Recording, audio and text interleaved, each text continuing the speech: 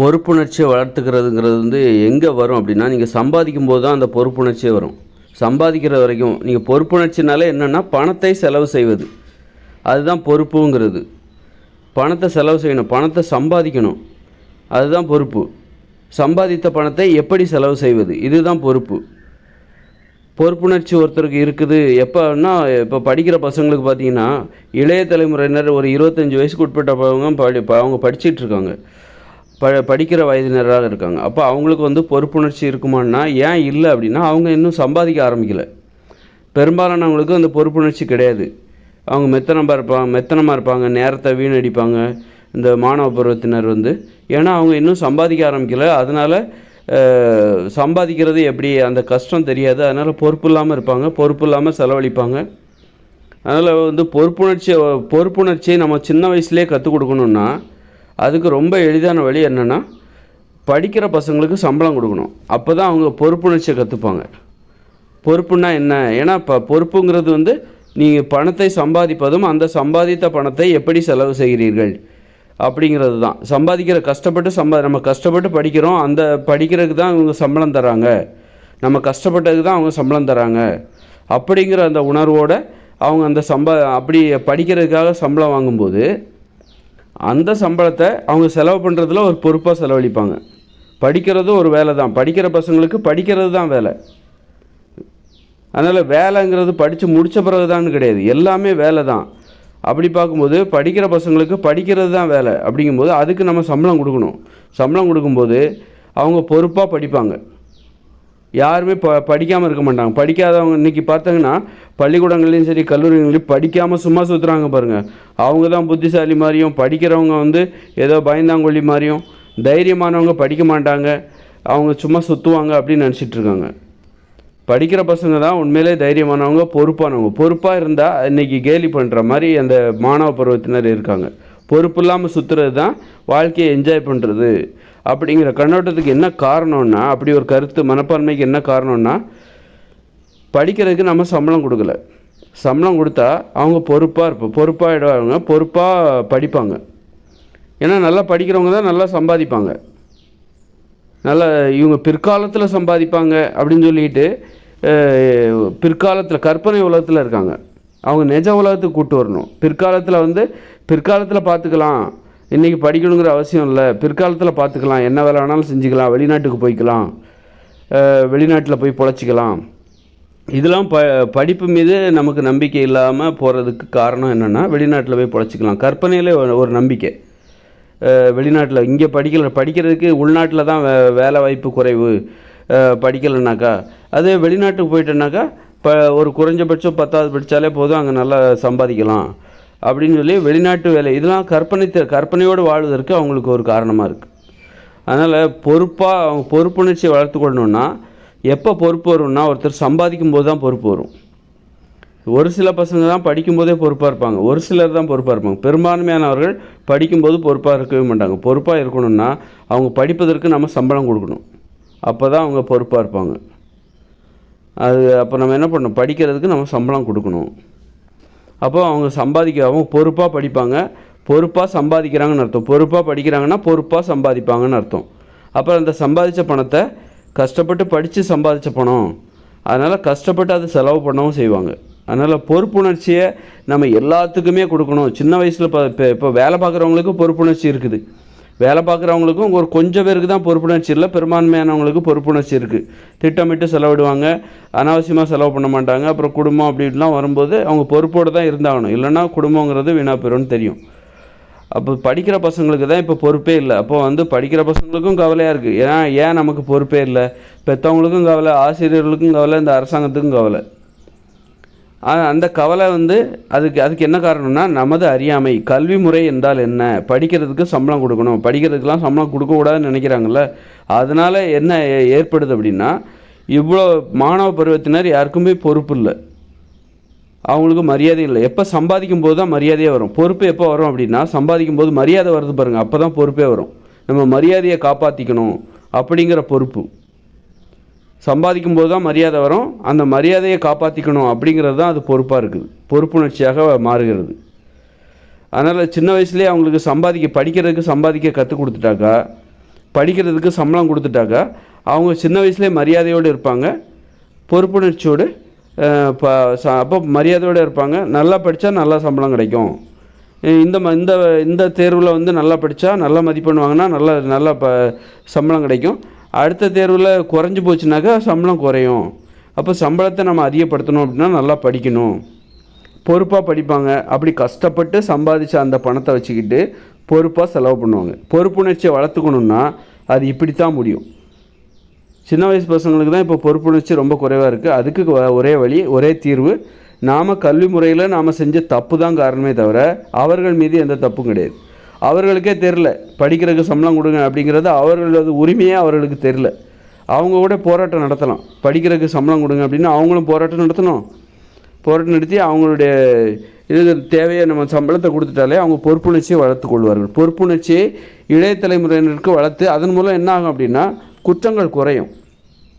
படிக்கிற பசங்களுக்கு நம்ம சம்பளம் கொடுத்துட்டாக்கா அவங்க வந்து கெட்டு போயிட மாட்டாங்களா அப்படின்னா, அப்போ அதுக்கு நம்ம வந்து டாஸ்மார்க், இந்த சாராய கடை எல்லாத்தையும் மூடிடணும், சிகரெட்டெல்லாம் விற்கக்கூடாது, போதைப் பொருட்களை விற்கக்கூடாது.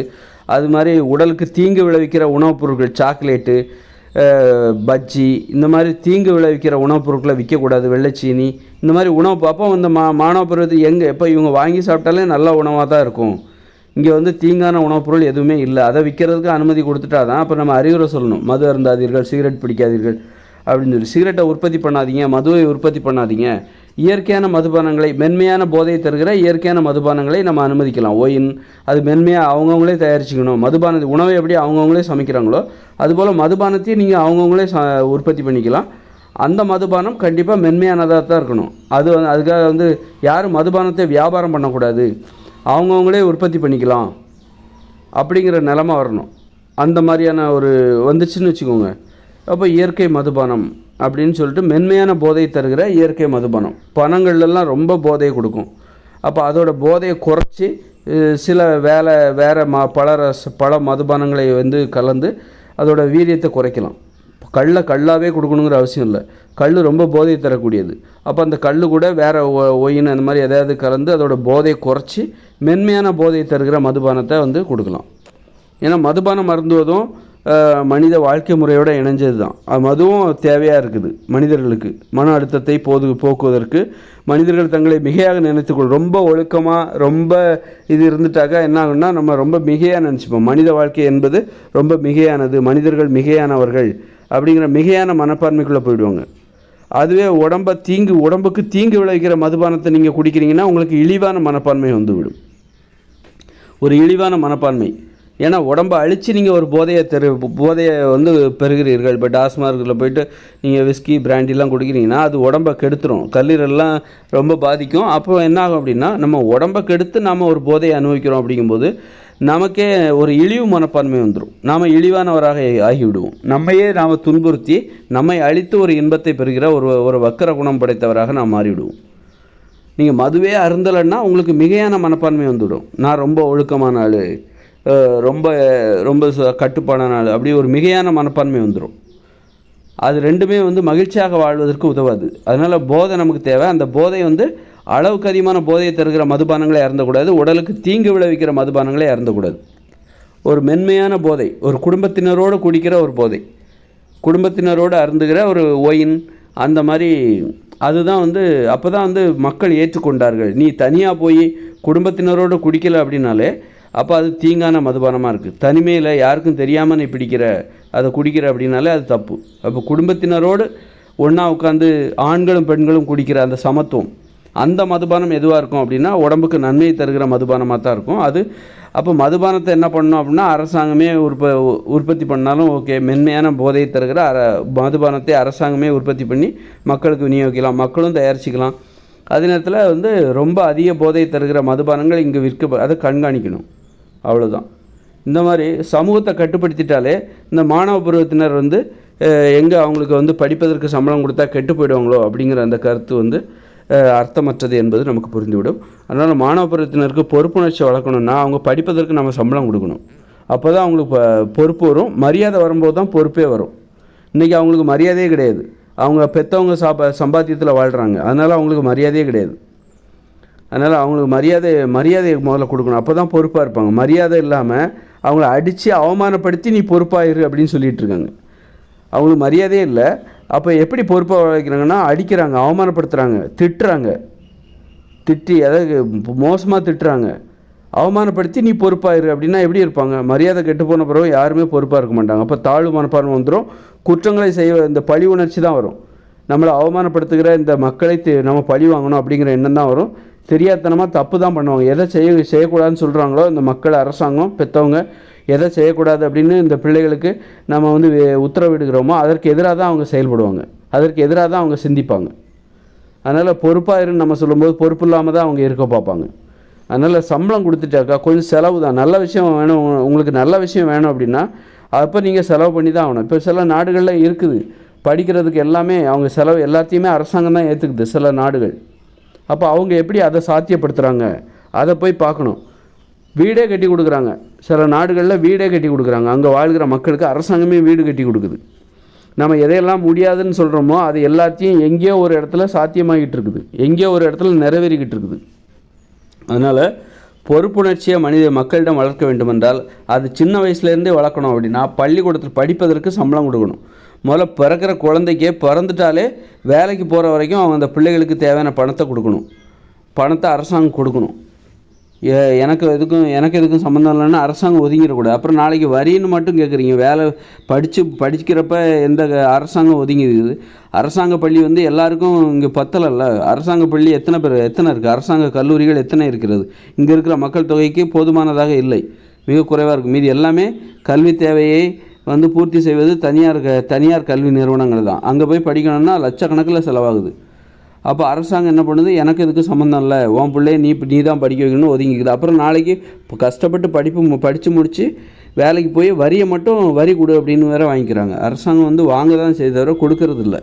அரசாங்கத்தோட கடமை இன்னும் நிறைய. அரசாங்கம்னா என்னென்னா ஒரு பெற்றவங்க போல் இருக்கணும். அரசாங்கம் என்பது ஒரு பெற்றோர்களைப் போல் அந்த அரசாங்கம் இருக்கணும். இந்த பிள்ளைகளை பிள்ளைகளை எப்படி பார்ப்பாங்களோ அதுபோல் மக்களை பார்க்க வேண்டும். பெற்றோர்கள் தங்கள் பிள்ளைகளை எப்படி பார்ப்பாங்க அதுபோல தான் இந்த மக்களை இந்த அரசாங்கம் பார்க்க வேண்டும். அரசாங்கத்துக்கு அவ்வளோ பெரிய கடமை இருக்குது. அதனால் பொறுப்புணர்ச்சி வளர்க்கணுன்னா அதுக்கு ஒரே வழி படிக்கிறதுக்கு சம்பளம் கொடுங்க. படிக்கிறது தான் அவங்களுடைய வேலை. படிக்கிறதுக்கு சம்பளமாக வேலை பார்க்குறதுக்கு தான் சம்பளம் கொடுப்பாங்க. படிக்கிறதுக்கு யாரும் சம்பளம் கொடுக்க மாட்டாங்க. அப்படின்னா படிக்கிறது தான் அந்த வயசு பசங்களுக்கு வேலை. அதனால் அந்த வேலைக்கு அவங்களுக்கு சம்பளம் கொடுங்க. அப்படின்னா அவங்க ஒழுங்காக படிச்சுட்டு போகிறாங்க. படிக்க வைக்கிறதும் ஈஸி, படிக்கிறதும் ஈஸி. இன்றைக்கி படிக்க வைக்கிறதுக்காக ஆசிரியர்கள் என்ன பண்ணுறாங்கன்னா அடிக்கிறாங்க, திட்டுறாங்க. அதனால் அவங்க உடல்நலன் கடுமையாக பாதிக்குது. மாணவர்களின் உடல்நலனும் மனநலனும் பாதிக்குது. அச்சுறுத்தி மிரட்டி இங்கே படிக்க வைக்கிறாங்க. பெற்றோர்கள் மிரட்டுகிறார்கள், ஆசிரியர்கள் மிரட்டுகிறார்கள், அரசாங்கமே மிரட்டுது. அப்படி இருக்கும்போது கல்வி கற்றுக்கிறதே இங்கே பெரிய போராட்டமாக இருக்குது. முடியாது. கல்வி மீதே ஒரு வெறுப்பு. இப்போ சம்பளமே கொடுக்காம உங்களை வேலை வாங்க வச்சா உங்களுக்கு அந்த வேலை மீது விருப்பம் வருமா, வெறுப்பு வருமா? சம்பளமே கொடுக்காம நீ என் கடையில் வேலை பாருப்பா, என் கம்பெனியில் வேலை பாரு அப்படின்னா அந்த வேலையை யாருமே செய்ய வரமாட்டாங்க. அப்படி செய்ய வைக்கணுன்னா அவங்கள நீங்கள் அடித்து தான் செய்ய வைக்கணும். அப்படி அடித்து நீங்கள் செய்ய வைக்கும்போது அந்த வேலை மேலே, அந்த வேலை சம்பளமே இல்லாத செய்யப்படுகிற அந்த வேலை மீது தொழிலாளர்களுக்கு வெறுப்பு தான் வரும். ஒழுங்காக செய்ய மாட்டாங்க. அதுதான் இப்போ நடந்துகிட்ருக்கு. கல்வி முறையில் நாம் செய்த மிகப்பெரிய தவறு. அதனால தான் இங்கே நிறைய குற்றங்கள் நடப்பதற்கு அதுதான் காரணம். குற்றங்கள் ஏன் நடக்குதுன்னா இளம் தலைமுறையினர் பொறுப்புணர்ச்சி இல்லாமல் இருக்கிறார்கள். காரணம் அவர்களுக்கு மரியாதை இல்லை. காரணம் அவர்களது சம்பள உரிமையை நாம் அவர்களுக்கு சம்பளம் கொடுக்காமல் அவரிடம் வேலை வாங்கி கொண்டிருக்கிறோம். கற்றுக் கொடுக்குற ஆசிரியர்களுக்கு சம்பளம் என்றால் கல்வியை கற்றுக்கொள்கிற அந்த மாணவர்களுக்கு சம்பளம் வேண்டுமா வேண்டாமா? கற்றுக் கொடுப்பது ஒரு வேலை என்றால் கற்றுக்கொள்வதும் வேறு வேலை தானே.